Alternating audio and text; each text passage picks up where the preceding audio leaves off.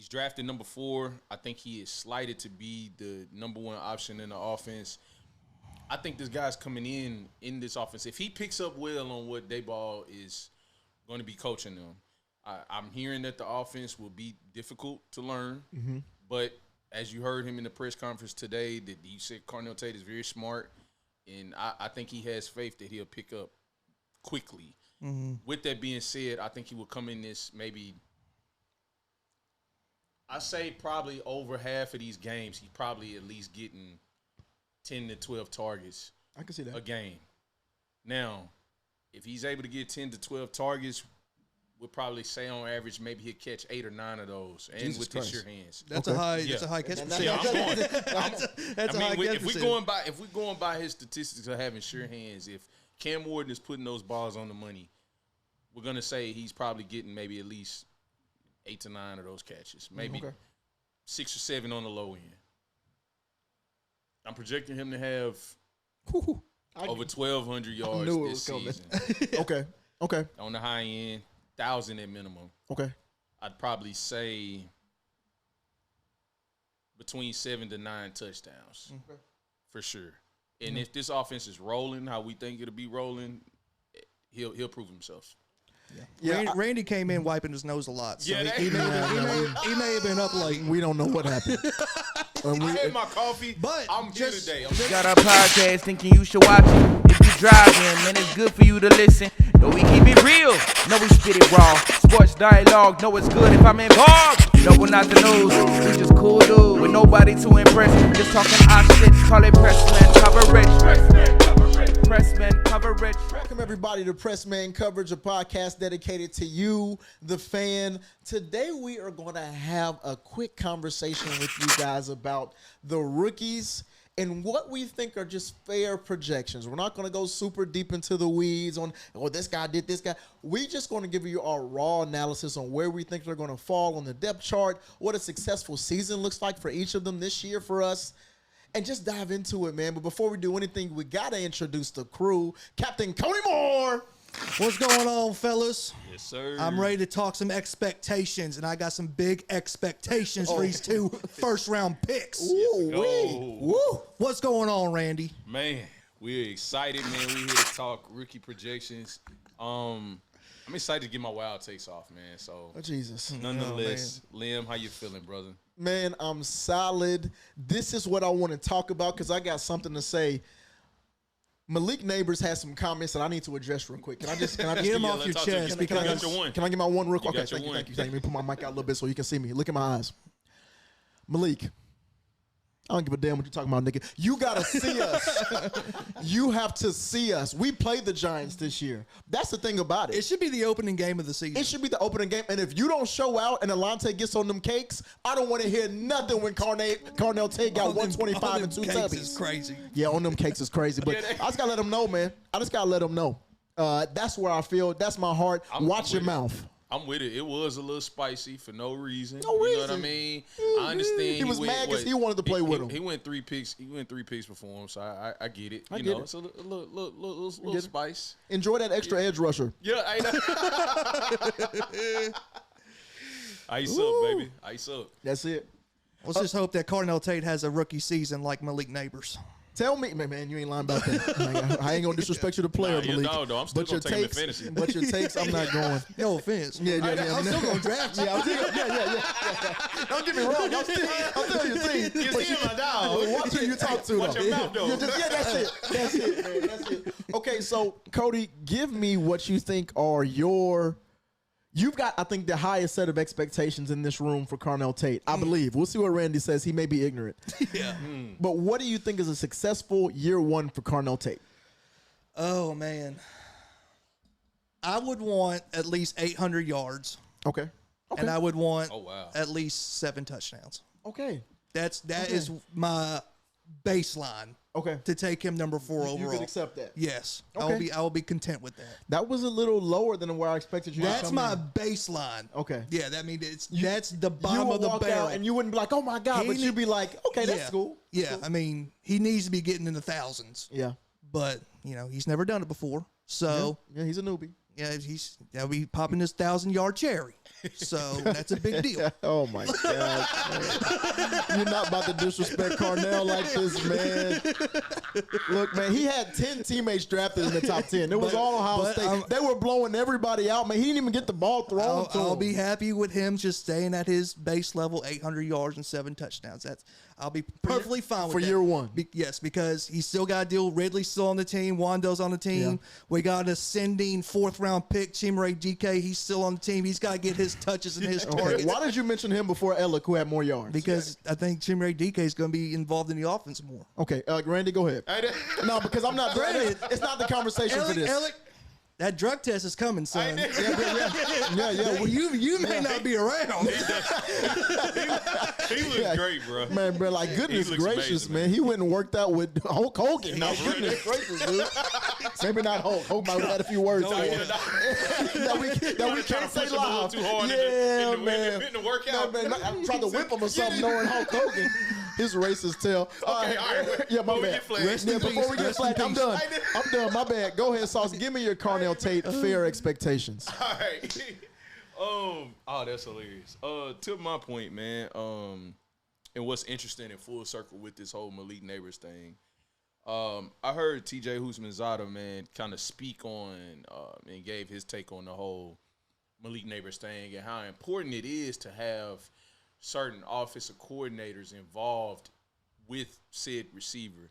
Now, I think Brian Daboll, when he was the head coach of the Giants, he targeted Malik Neighbors. He was the number one. He schematically draws stuff up. I mean, hell, he even force-fed him targets in certain games, 10, 11, 12 targets. Now, when it comes to Carnell Tate, Brian Daboll, this was one of Brian Daboll's specific picks. I look at him in this same vein. He's drafted number 4. I think he is slated to be the number 1 option in the offense. I think this guy's coming in this offense. If he picks up well on what Daboll is going to be coaching them, I'm hearing that the offense will be difficult to learn. Mm-hmm. But as you heard him in the press conference today, that you said Carnell Tate is very smart, and I think he has faith that he'll pick up quickly. Mm-hmm. With that being said, I think he will come in this maybe, I say probably over half of these games, he's probably at least getting 10 to 12 targets. I can see that. A game. Now, if he's able to get 10 to 12 targets, we'll probably say on average maybe he'll catch 8 or 9 of those, and Jesus with Christ. his sure hands. That's a high catch percentage. Yeah, I'm going. That's a high catch percentage. If we're going by his statistics of having sure hands, if Cam Warden is putting those balls on the money, we're gonna say he's probably getting maybe at least 8 to 9 of those catches, maybe 6 or 7 on the low end. I'm projecting him to have over 1,200 yards this season. Okay. On the high end, 1,000 at minimum. Okay. I'd probably say between 7 to 9 touchdowns for sure. And if this offense is rolling how we think it'll be rolling, he'll prove himself. Yeah. Randy came in wiping his nose a lot. So he may have been up late. We don't know what happened. I had my coffee, but I'm here today. I'm telling you. Just for comparison, Malik Neighbors had 170 targets, 109 catches, 1,200 yards, and 7 touchdowns. 170? Yes. 170. God, they was getting him that rock. And then Jamar Chase had 128 targets, 81 catches, and listen, 1,400 yards. That was with less talent on the Giants' offense. With receivers, speaking specifically receivers, Wandale Robinson was on that offense. Mm-hmm. So if anybody could catch him up to speed, it is Wandale. But if you take and plug and play that, and then you have Calvin really on the other side, and these other guys rotating, how could this guy not get open? So and that's Malik Neighbors being force fed, and we know the ball is going to him, and they ball still drawing it up. Mm-hmm. That's just what I see, man. Y'all talk to me. I can respect your take. I do think I think the ball's going to be spread around more than it was. I don't think he's going to get 170 targets. That's a lot of targets. I think he may be around the Jamar Chase number, maybe a little less. 120 or so is where I think he falls, which I think puts him over 1,000 yards. I think he's going to be more of a deep threat. Like, when I hear the Titans fans talk about him, like I hear them talk about like he's a jump ball, contested catch. Well, don't get me wrong, he has a historical contested catch rate. But people don't realize, watch his film, even just highlights, just pop in the highlight. You don't have to watch actual film. He's behind the corners 2 or 3 steps, and Jalen Sayans making him make contested catches. Yes. Like, he's actually beating people down the field, and if Cam can improve his deep ball accuracy, I think he's right around 1,050 yards, somewhere around there, maybe 1,100, because I think the ball is going to be spread. And I have him right around the same touchdown mark as you guys.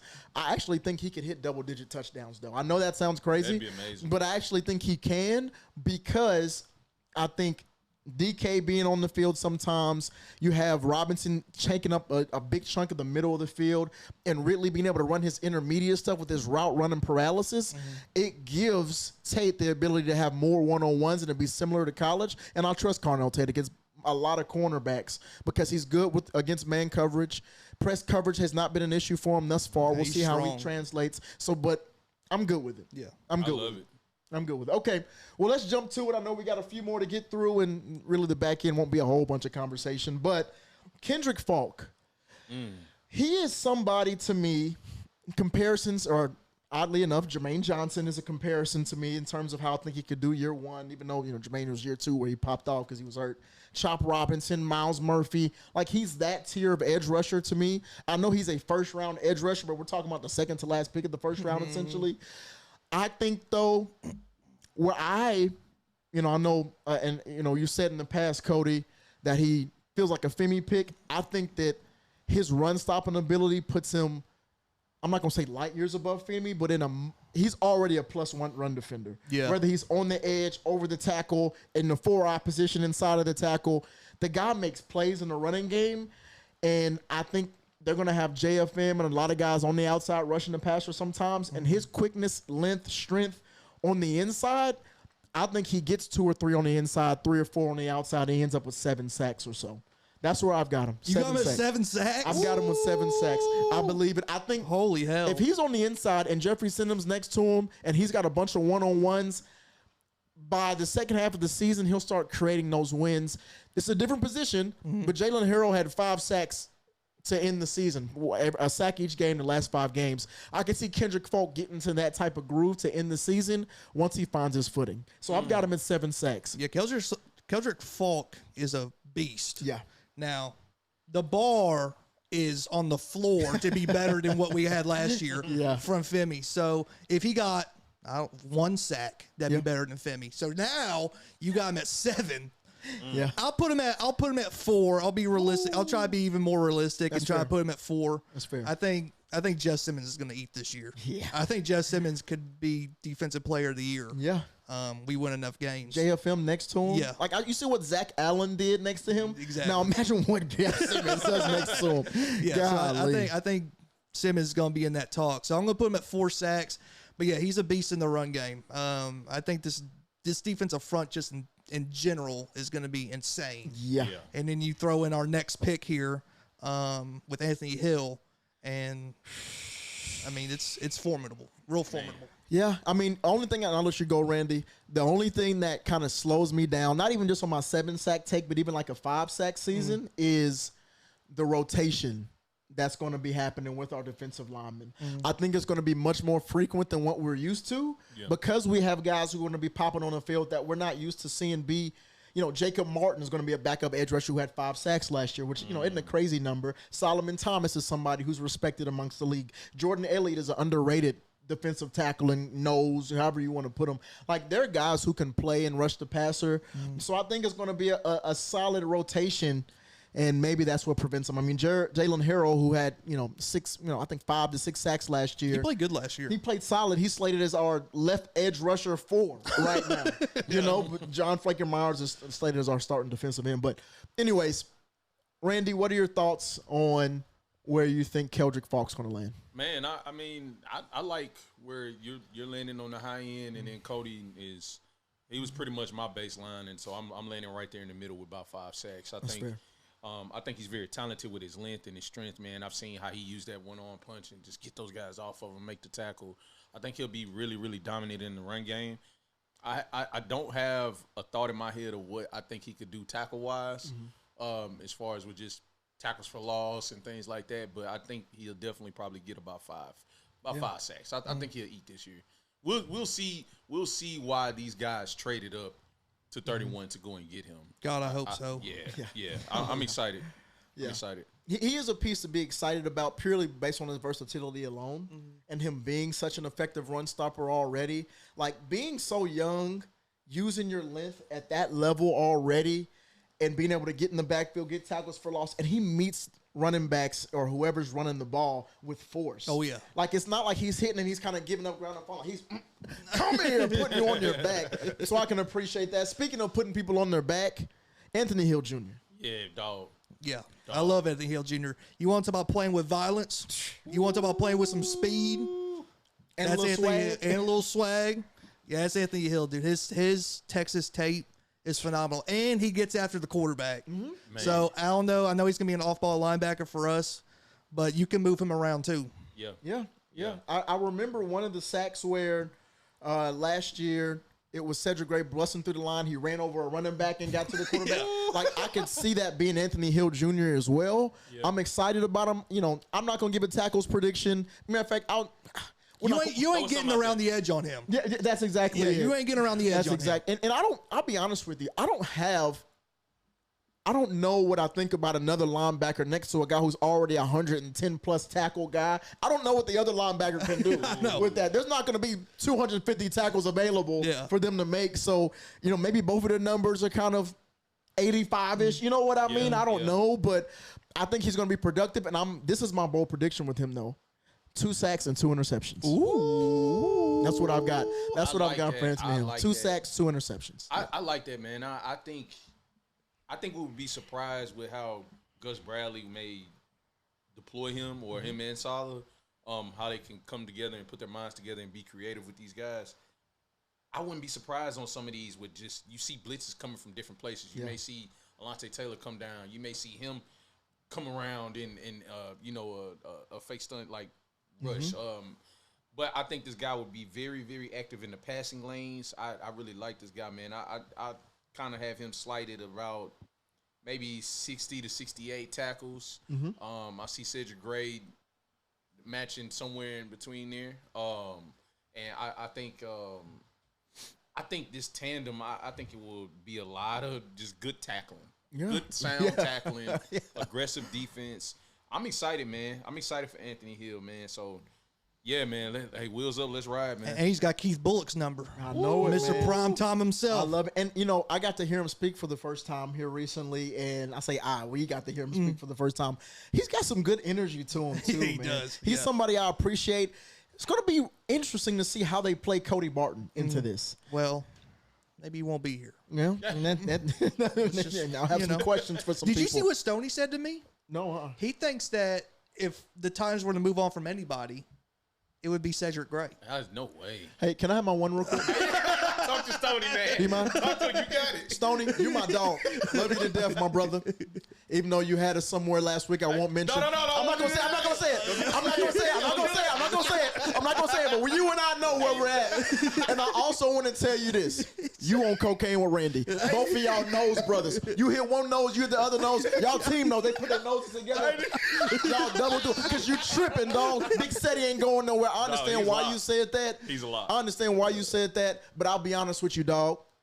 I hate you said that. We need Cedric Gray. We need all the talent we can get, man. I feel we don't betrayed. Need him going anywhere. Nowhere. Yeah, that's exactly it. Okay, well, let's talk about our 2 interior linemen that we took. It's kind of in tandem, if you want to.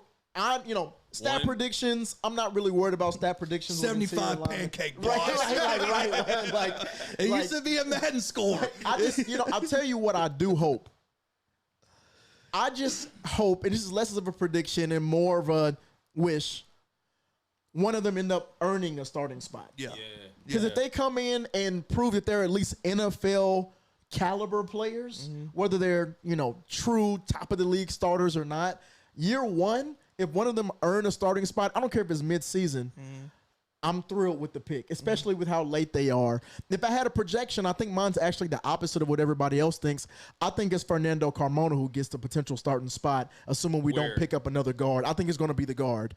I know he's been going both center and guard, but a guy who's played tackle before. I mean, he's done a little bit of everything. I think that his nastiness is underrated, and there's a reason why they took him before they took Pat Coogan, and I think it's a talent thing. I don't think they neither one of them are like exceptionally talented, but they both win with their mind. They're strong enough. So I've got Fernando Carmona being the better out of the two, and to me, I give him the best chance to be a starter. Man, I just want them to press Slater. Yeah. I mean, Slater's still there. I mean, make him work. Just make the competition. Just make it a competition between the three. Do you have a certain preference that you would like at center or what Lim is saying, Carmona at guard? I'm kind of more of a Jackson Slater guy at guard, and Carmona or Slater being at center, I think would be interesting. But I'm curious of how y'all and y'all brains. It does feel like a lot of people are trying to replace Sloatman. When I think Volson is probably the bigger issue. Yes, that's where I'm at with it. Sloatman he had a similar season to Corey Levin last year, where he finished the season strong in the starting opportunities he had, very little sacks. Yeah, he's not a people mover and this and that, but he was solid.